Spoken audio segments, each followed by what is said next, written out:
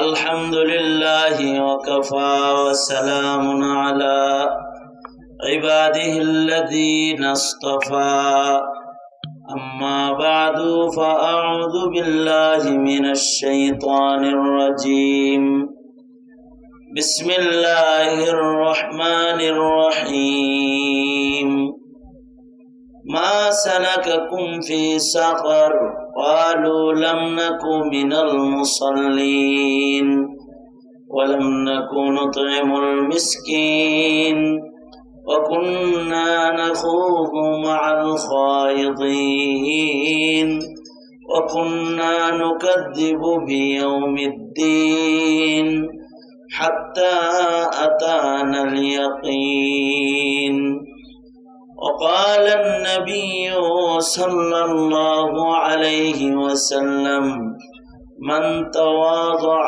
لله رفعه الله أو كما قال عليه الصلاة والسلام اللهم صل على محمد وعلى آل محمد كما صليت على إبراهيم وعلى آل إبراهيم إنك حميد مجيد اللهم بارك على محمد وعلى آل محمد كما باركت على إبراهيم وعلى آل إبراهيم إنك حميد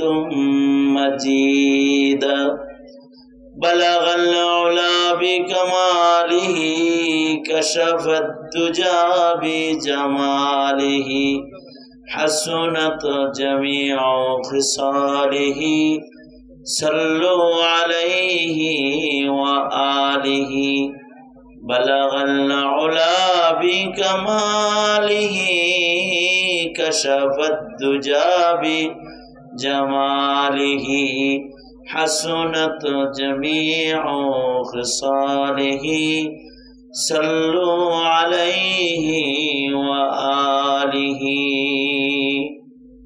الحمد لله জামিয়া তাহসিনুল কোরআন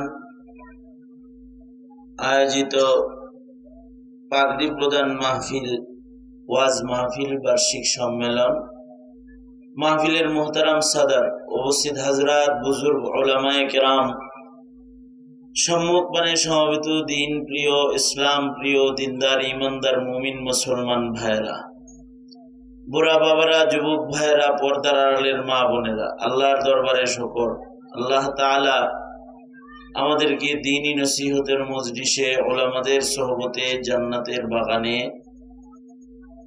জিকিরের মাহফিলে দাওয়াতের মজলিসে আমাদেরকে আল্লাহ তাআলা বসার তৌফিক দান করেছেন।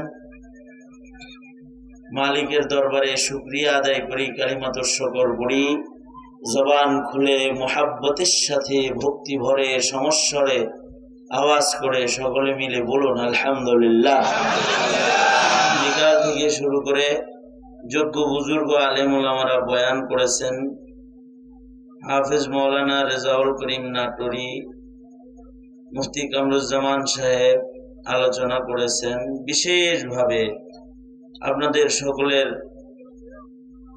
খুব মহাব্বতের ও শ্রদ্ধার মানুষ আজকের মজলিসের মুহতারাম সভাপতি, আপনাদের যেমন শ্রদ্ধার আমারও এরকম অনেক শ্রদ্ধার, সেই বাচপান থেকে বড় ভাই আমার মুরব্বী শেখুল হাদিস হযরতুল আল্লাম আনোয়ারুল ইসলাম সাহেব দামাত বারকাতুহুমুল আলিয়া গুরুত্বপূর্ণ নসিহা নূরানি কিছু কথা আকাবিরদের কথা আপনাদেরকে শোনাইছেন।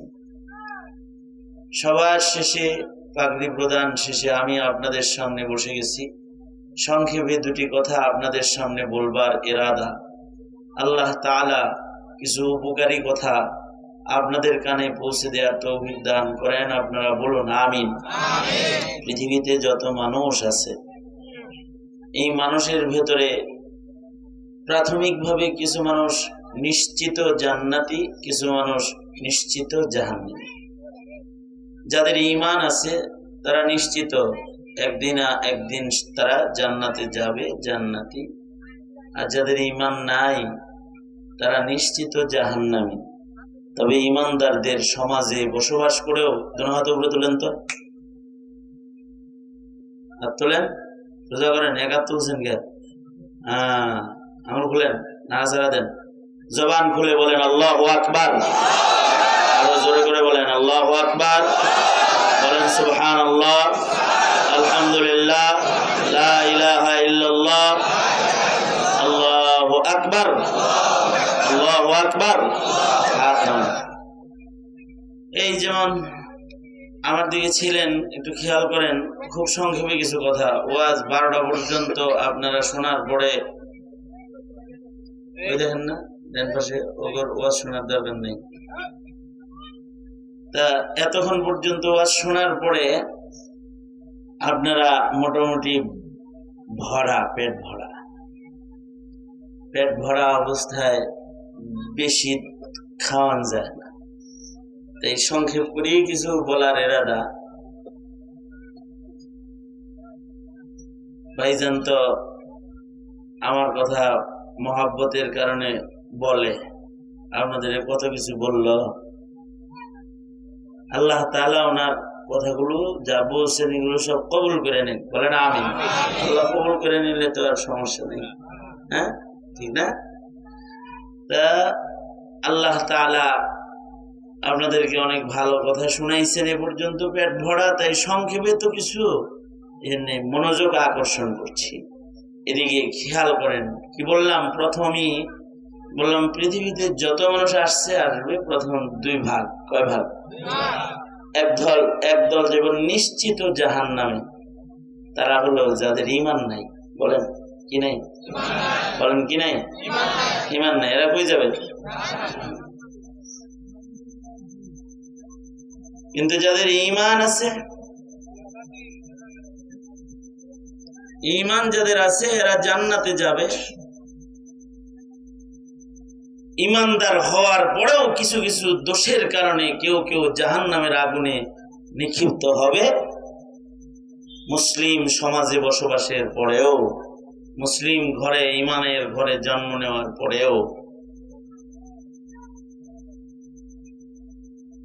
আবার কিছু কিছু ঈমানদার আছে, তাদের বিশেষ বিশেষ কিছু গুণ আল্লাহ পছন্দ করে এই ঈমানদার গুলোকে আল্লাহর পেয়ারা হিসেবে, কাছের বান্দা হিসেবে জান্নাতে জায়গা দিয়ে দিবে।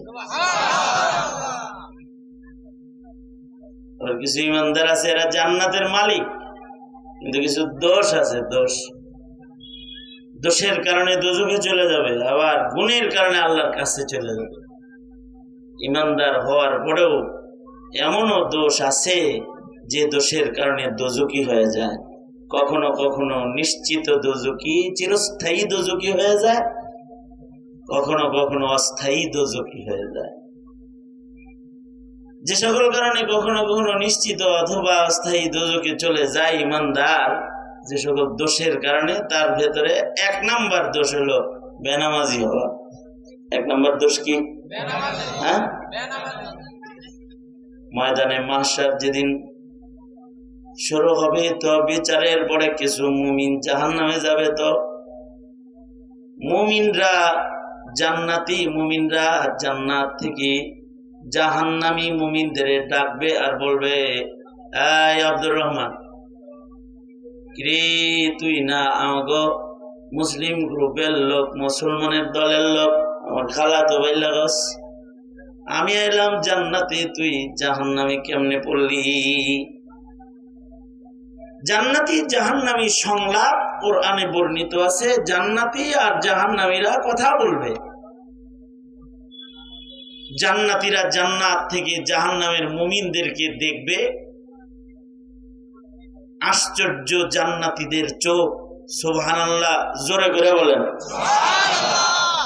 আমি বলার পরে আরো জোরে করে বললেন, কেমন জান্নাতীদের চোখ, জান্নাতীদের চোখে এত পাওয়ার, চশমা ছাড়াই, দূরবীন ছাড়াই দূর থেকে জান্নাত থেকে জাহান্নামের ভেতরে আগুনের ভেতরে যে মানুষটা জ্বলতেছে এর আপনজন, এর দেখা আগুনের ভেতরে চিন্না লাইব,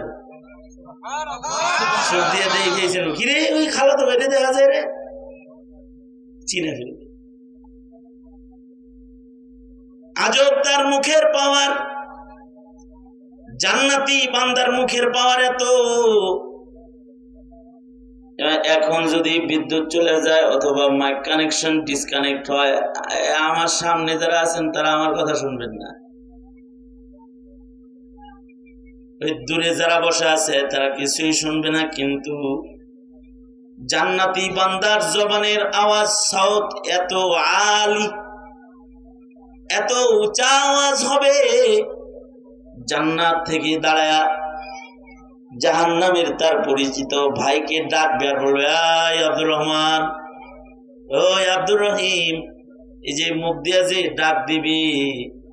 আশ্চর্য হলো, কোন মাধ্যম ছাড়া তার মুখের আওয়াজ এত আলী হবে। জান্নাত থেকে তার মুখের এই ডাকটা জাহান্নামের আগুন ভেদ করে যাকে ডাকতেছে তার কানে চলে যাবে, সে তার ডাকের জবাব দিয়ে দিবে, ডাকের জবাব দিবে। খালি ডাকের জবাব দিবে তা না, কথোপকথন হবে, ওখান থেকে কথা বলবে, জান্নাত থেকে শুনবে, জান্নাতি কথা বলবে, জাহান্নামী এটা শুনবে।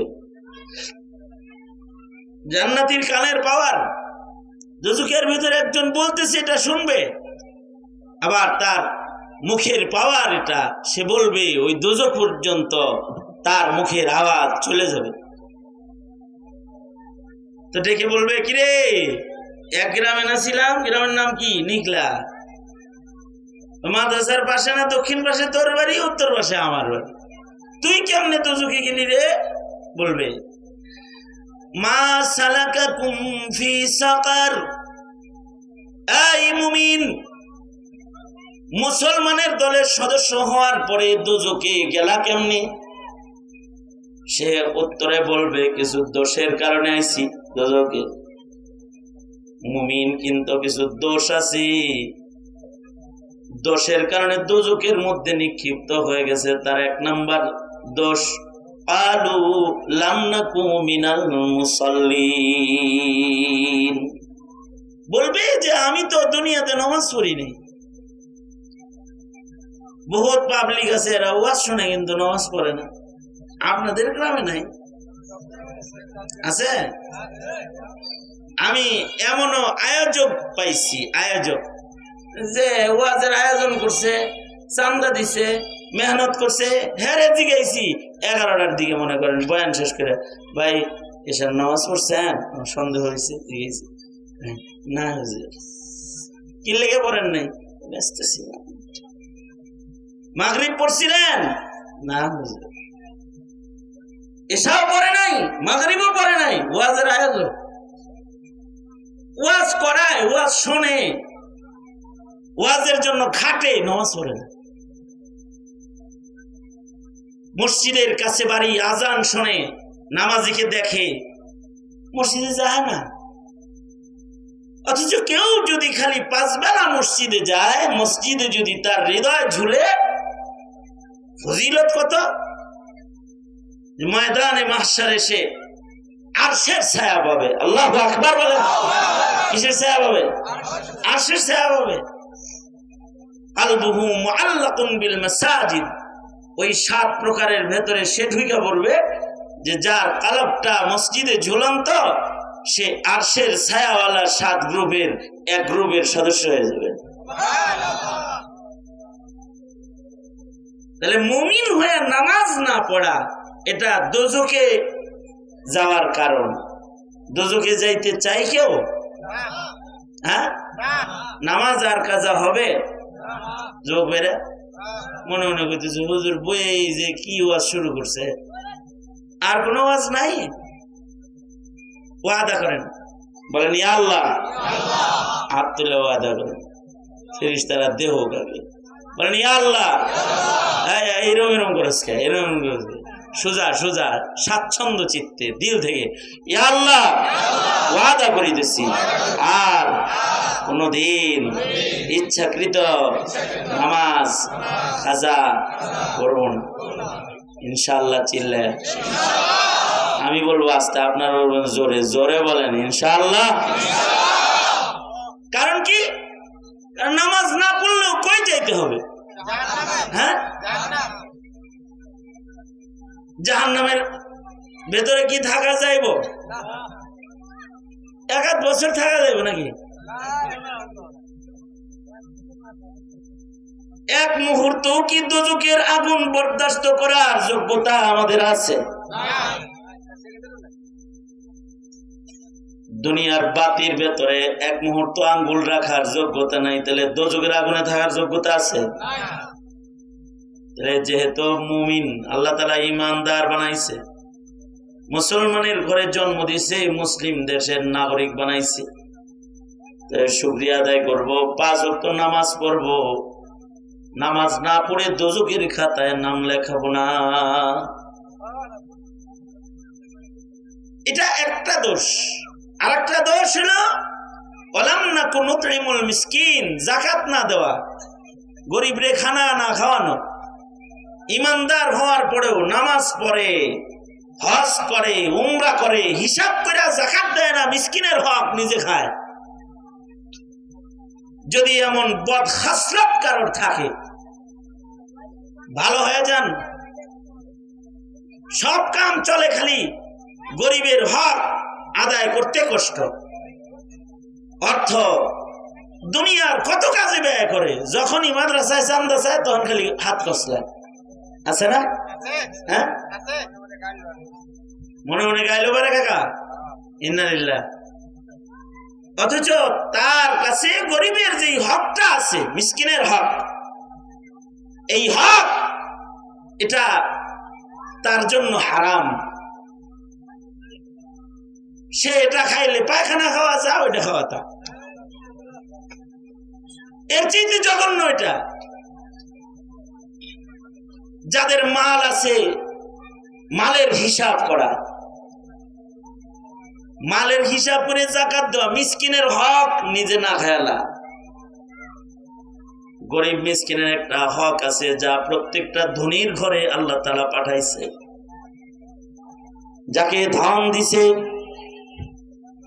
তার ধনের ভেতরে দুস্থ মিসকিন দরিদ্রের কিছু হক তার ঘরে আছে। এই হকটা নিজের হক মনে করা যাবে না। অনেকে আছে আন্দাজ করে যাকাত দেয়, মুক্তামাক্তি যাকাত দেয় আর কি। জাকাত দেব 50,000 5,000 দিয়ে কয় দিছি। হ্যাঁ, এরকম হিসাব ছাড়া জাকাত না। জাকাত হিসাব করে দিতে হবে। মাসাকিনের হক, দুস্থ মানবতার হক আদায়কারী যদি কেউ না হয়, তাহলে ইমানদার হওয়ার পরেও দোজখী। কালেমা ওয়ালা জান্নাতের মালিক, নিশ্চিত জান্নাতের মালিক হওয়ার পরেও দোজখের আগুনে নিক্ষিপ্ত হবে। কালেমা ওয়ালা কিন্তু ভালো মানুষের কাছে বসে না। এর খালি গান বাদ্য ভালো লাগে, যাত্রা ভালো লাগে, খুব যায় বসে থাকে। বদ আড্ডা ভালো লাগে, ওয়াজ মাহফিল ভালো লাগে না। নেককার মানুষের সাথে তার ঘুরতে মনে চায় না, চলতে মনে চায় না। দুষ্ট লোক যত সব পছন্দ হয়। আর নেককার দেখলে পরে গাছ উড়কা হেরে গাইলে, দাড়িওয়ালা টুপিওয়ালা দেখতে পারে না, মাদ্রাসার ছাত্র দেখতে পারে না। এরকম মেজাজের মুসলমান আছে না? আছে। এই যে যাদের এই অবস্থা, তারা দোজখের আগুনে নিক্ষিপ্ত হবে। যদি বলা হয় কিরে ভাই দোজখে আইসস কেন, বলবি কুন্না নাখুদু মাল খায়িদিন, আমরা প্রতারকদের সাথে ঘোরাফেরা করেছি, প্রতারকদের দলের সদস্য ছিলাম, বাটপার দলের লিডার ছিলাম, বাটপারদের দলে চলাফেরা করেছি। এজন্যে নেককারদের দলে ঘোরাফেরা করা। এই ভাই, ওয়াজ বুঝো আর না বুঝো, ওয়াজ তোমার বুঝে আসুক চাই না আসুক, তারপরেও মাহফিলে যে একটু বসা, কারণ ওখানে কিছু জিকির কারণে ওয়ালা বসছে, কিছু নামাজি বসছে, কিছু আল্লাহ আল্লাহ ফিকির কারণে ওয়ালা বসছে, তাদের সাথে সামান্য সময়ের চলাফেরাটাও তাদের মাইয়াতের দলিল হবে। ময়দানে মাহশারে আল্লাহ বলবে, তুই বুঝিও করে ভালোবাসতি, যা ওর লগে জান্নাতে জায়গা যা, আলমারউ মা মান আহাব্বা। এত আলেম ওলামা আসছে এখানে, অথবা ছাত্রদেরকে পাগড়ি দেওয়া হয়েছে, এটা একটা নেককারদের বৈঠক। যাদের নেক মানুষ পছন্দ হয় তারাই ওয়াজ মাহফিলে যায়। এই দেশে শত শত মাহফিল হয়, প্রতি রাতে হাজার হাজার মাহফিল হয়, এটা জেলায় শত শত মাহফিল হয়। মাহফিলে যে লোকগুলা যায়, এই এতটুকুন যাওয়াটা, এই যাতায়াতের এই আদতটাও, এটা এত দামি একটা আদত, এইটার কারণে সে ময়দানে মাহশারে নেককার হিসেবে গণ্য হবে। আর পক্ষান্তরে কিছু মানুষ আছে যারা দুষ্টদের সাথে চলে, তারা দুষ্টদের সাথে দোজখে নিক্ষিপ্ত হবে। তাহলে নেককারকে ভালোবাসা, নেককারদেরকে পছন্দ করা, এটা জান্নাতে যাওয়ার একটা সিফাত। আল মারউ মা মান আহাব্বা, যার সাথে যার মোহাব্বত, তার সাথে তার কিয়ামত। যার সাথে যার মোহাব্বত হবে, তার সাথে তার কিয়ামত হাসর হবে। যে যাকে ভালোবাসতো, তার সাথে সে আল্লাহর জান্নাতে থাকবে। যদি কোনো নেককারকে কেউ ভালোবেসে থাকে, তাহলে এই নেককারের ভালোবাসা, নেককারের সাথে চলাফেরা, উহিব্বুস সালিহিনা ওয়া লাস্তু মিনহুম লাআল্লাল্লাহ ইয়ারযুকুনি সালাহা। নেককার না, কিন্তু নেককারের লগে চলে, নেককারকে ভালোবাসে। তুমি শায়খুল হাদিস না, কিন্তু একজন হাদিস পড়েন না মানুষকে তুমি ভালোবাসা জানো। তুমি মুফতি সাহেব না, কিন্তু একজন ফকিহ মানুষের প্রতি তোমার দিলের টান আছে। এই দিলের টানওয়ালা মানুষ বাংলাদেশে অনেক আছে। নিজে নামাজ পড়ে না, কিন্তু ইমাম সাহেবের কেউ কিছু করলে ওর জিব্বা চিরা আলায় দিতে চায়, ধরে ফেলতে চায়। কেন? তার ভেতরে একটা নেক মানুষের প্রীতি আছে, ভালোবাসা আছে। এই নেক প্রীতি, নেককার প্রীতি, এটাও নেককারের লোকে জান্নাতে যাওয়ার আবার কারণ হয়ে যেতে পারে। নেককারদের প্রতি ভালোবাসা, ভালো মানুষদের প্রতি ভালোবাসা। এ কারণে কোনো সময় কোনো নেককারের প্রতি অনীহা ভাব রাখতে নাই, নেককারকে তিরস্কার করতে নাই, দাড়িওয়ালারে তিরস্কার করতে নাই, টুপিওয়ালারে তিরস্কার করতে নাই। মুসলমানের বাচ্চা কোন সাহসে ইহুদ নাসারার তালে তাল মিলায়া দাড়ি টুপির বিপক্ষে কথা কও? মরবা না তুমি? মরবা না নাকি?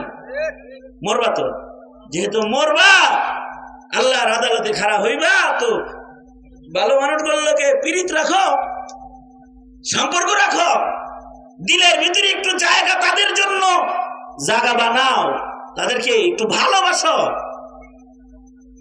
কারোর দিলে যদি নেককারের ভালোবাসা না থাকে, তাহলে আল্লাহর রাসূল তারে দোয়া শিখাইছে, তুই দোয়া কর, আল্লাহ আপনি আমার দিলে নেককারদের ভালোবাসা দান করেন। এই দোয়া আল্লাহর রাসূল শিখাইছেন। এই জিনিসটা তাহলে কত মূল্যবান। আল্লাহর রাসূল দোয়া শিখাইছেন, আমার সাথে বলেন আল্লাহুম্মা, আওয়াজ করে বলেন আল্লাহুম্মা ইন্নী আসআলুকা হুব্বাকা, জোরে বলেন হুব্বাকা ওয়া হুব্বা মাই ইউহিব্বুকা। আল্লাহর রাসূল দোয়া শিখাইছেন যে তোমরা আল্লাহর ভালোবাসা চাও এবং হৃদয়ের ভেতরে ভালো মানুষের ভালোবাসাও চাও, হৃদয়ের ভেতরে ভালো মানুষদের প্রতি ভালোবাসা, আলেমদের প্রতি ভালোবাসা, হাফেজদের। এই ছেলেগুলাকে পাগড়ি দেওয়া হয়েছে, ওদের কিরকম দাম? ওদের সিনার ভেতরে লৌহে মাহফুজ পুরাটা আছে, 30 পারা কালাম ওরা হিফজ করেছে। নিশ্চিত 10 জন জাহান্নামীকে শাফাআত করে ময়দানে মাহশরে ওরা আল্লাহর জান্নাতে নিবে। এই যে একটা পাওয়ারফুল কাফেলা, তাকে তুমি ভালোবাসলে, এ ভালোবাসাটা তার সাথে জান্নাতে যাওয়ার বাহানা হতে পারে। আর এই কাফেলার সাথে ঘৃণাটা, আল্লাহর কালাম কয়, দোজকে যাওয়ার কারণ হয়ে যেতে পারে। খারাপ লোকের সাথে মাইয়াত, খারাপ লোকদের সাথে চলাফেরা করা, রাজনীতি করো, দল করো, মানা করি না তো। তোমার রাজনীতি তুমি করবা, তোমার দল তুমি করবা, করো, কিন্তু বাটপার সাটপার করে লোকে চলে গাঁজা খাওয়া শিখবা না, মদ খাওয়া শিখবা না, জেনা ব্যভিচার শিখবা না, ইসলামকে গালিগালাজ করা শিখবা না, ইসলামের শ্রদ্ধা ভক্তি নষ্ট হয় এমন কোন নাফরমানের লগে উঠা বসা করবা না মিয়া, এদের সাথে উঠা বসা করবা না। মুসলমানের আওলাদ হিসেবে কিছু ভালো মানুষের লগে উঠা বসা করো, যাদের সাথে চললে উঠলে বসলে ইমানের দরদ বাড়ে, মুসলমানিত্বের দরদ বাড়ে।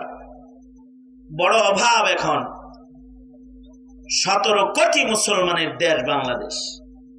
এই দেশে, এই মুসলমানের দেশে নাস্তিকরা স্বপ্ন দেখে এখন। মুমিনের স্বপ্ন ব্যর্থ হয় আর নাস্তিকদের স্বপ্ন বাস্তবায়ন হয় এখন। কি জন্য হয়? মুসলমানদের হৃদয়ে পীড়িত ঢুকছে ভিন্নটা, ইহুদ নাসারার পীড়িত, খারাপ কাজের পীড়িত, খারাপ কর্ম পছন্দ, ভালো কর্মের অপছন্দ, এগুলো ঢুকে গেছে। অথচ কারো হৃদয়ের ভেতরে যদি ভালো কাজের অনীহা, খারাপ কাজের প্রেম থাকে, এটা তার ভিতরে ঈমান নষ্ট হয়ে যাওয়ার দলিল। আর যদি কারো হৃদয়ের ভেতরে নেক কাজের ভালোবাসা থাকে, নেককারের ভালোবাসা থাকে, নেক কাজ করে তৃপ্তি থাকে, কেউ আকাম করে তৃপ্তি, কেউ ইবাদত করে তৃপ্তি, এই তৃপ্তিটার নাম ঈমান। হাদিস শরীফে আল্লাহর রাসূল বলতেছেন, আলা রাসূলুল্লাহ সাল্লাল্লাহু আলাইহি ওয়াসাল্লাম, আলা রাসূলুল্লাহ সাল্লাল্লাহু আলাইহি ওয়াসাল্লাম, ইদা সাররাতকা হাসানাতুকা ওয়া ইদা সাআতকা সাইয়্যাতুকা ফাআনতা মুমিন। আল্লাহর নবী বলেন, কোন সময় যদি নেক কাজ করে তোমার ভিতরে ভাল লাগে আর গুনাহ হওয়ার পরে যদি তোমার দুশ্চিন্তা লাগে, এই দুইটা বিশেষ গুণ যার ভিতরে আছে তার ঈমান আছে। হাবিবে কিবরিয়া বলে তার ঈমান আছে। অর্থাৎ ওয়াজটা শুনছেন, শোনার পরে যদি বাড়ি যাওয়ার সময় যদি দিলটা ঠান্ডা থাকে, আলহামদুলিল্লাহ কিছু ভালো কথা শুনছি, এই যে একটা নেক কাজের একটা তৃপ্তি, এইটা যদি কারোর হৃদয়ের ভিতরে থাকে, আর কোন গুনাহ হয়ে গেলে যদি একটা দুশ্চিন্তা আসে, হায় এটা কি করলাম, হায় কবিরা গুনাহটা করলাম, এটা করা ঠিক হয় নাই, এমন কোন দুশ্চিন্তা, পাপের দুশ্চিন্তা আর নেকির শান্তি, এই দুইটা বিশেষ সিফাত যার ভিতরে আছে, আল্লাহর রাসূল নিজে গ্যারান্টার। আল্লাহর নবী বলেন, এই দুই গুণওয়ালা মানুষটার ভিতরে ঈমান আছে। ফাআনতা মুমিন। এই কারণেই যাদের ইবাদত ছুইটা যায় আর যদি কয় তাহলে ইবাদতের সওয়াব পায়, কইলে সওয়াব পায়। হায় রে নামাজটা গেল রে, বাস এই যে কইছে জামাতের সওয়াব কামাই করে লাইছে। কেন? ইবাদত ছুটে যাওয়ার পেরেশানি, কারণ এটা ঈমান। এই কারণে কেউ তো হজ কইরা হজ পায় আর কেউ আফসোস করে হজ পায়, কেউ নামাজ পড়া নামাজ পায় আর কেউ জামাতের নামাজ না পড়াও বইলা জামাতের সওয়াব পায়। বইলা বরঞ্চ একটা আহের মূল্য সারা জিন্দেগীর নফল নামাজের চাইতে অনেক সময় বেশি হয়ে যায়। হিরসে ইবাদত, এটার মূল্য বেশি হয়ে যায়। যেমন উমর ইবনে আব্দুল আজিজ রাহমাতুল্লাহ আলাইহি, উনি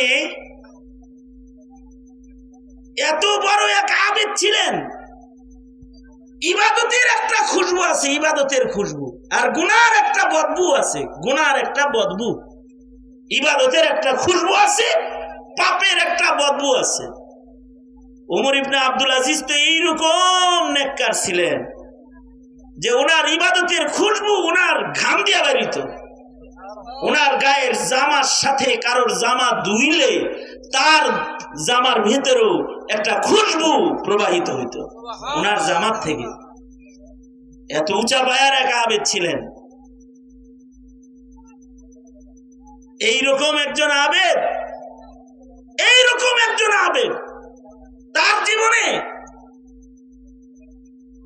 তার ইবাদতের কারণে মৃত্যুর সময়ের হালত কি, যে মৃত্যুর সময় কিছু মানুষ মরণের আগে প্রস্তুতি লইয়া টইয়া জান্নাত দেখা দেখা মারা গেছে, সবাই বইলা টইলা যে এই আমার নিতে আইছে, এমন যারা, তাদের ভিতরে ওমর ইবনে আব্দুল আজিজ একজন। ওমর ইবনে আব্দুল আজিজ যেদিন ইন্তেকাল করেন, উনি ইন্তেকালের পূর্বে বইলা দিতেছেন যে আমার যাওয়ার সময় হয়ে গেছে। উনি একটা আহে ইন্তেকাল করছেন। উনার খেলাফত আমলে কোরআনে কারীমের, কোরআন শরীফের অপব্যাখ্যা করেছিল একজন। এই বেদনায় উনি মারা গেছেন যে হ্যাঁ আমার শাসন আমলে কোরআনের অপব্যাখ্যা হইল, আল্লাহর আদালতে হিসাব দেব কি আমি, এই টেনশনে মরে গেছে। অথচ ওনার আমলে বাঘ আর ছাগল এক ঘাটে বানিয়ে গেছে। হযরত আমির মুআবিয়া রাদিয়াল্লাহু আনহু উনি এরকম আহওয়ালা মানুষ ছিলেন।